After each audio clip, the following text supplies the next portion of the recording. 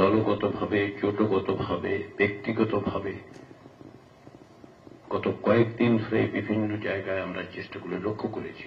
কমিশনের সাথে আনুষ্ঠানিক অনানুষ্ঠানিক যোগাযোগ হয়েছে, যেগুলো আমাদেরকে আশাবাদী করছে।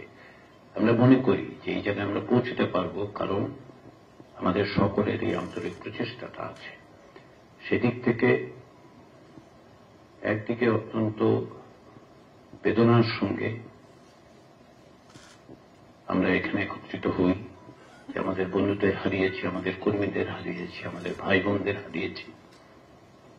অনেকেই আহত অবস্থায় আজকেও জীবন মৃত্যুর সন্ধিক্ষণে আছেন, লড়াই করছেন। তাদের প্রতি আমাদের কেবল কৃতজ্ঞতা নয়, এক ধরনের দায়বদ্ধতা থেকে আমরা এখানে আসি, চেষ্টা করি, আপনারা সাংগঠনিকভাবে চেষ্টা করেন। সেই জায়গায় হচ্ছে আশার বিষয়।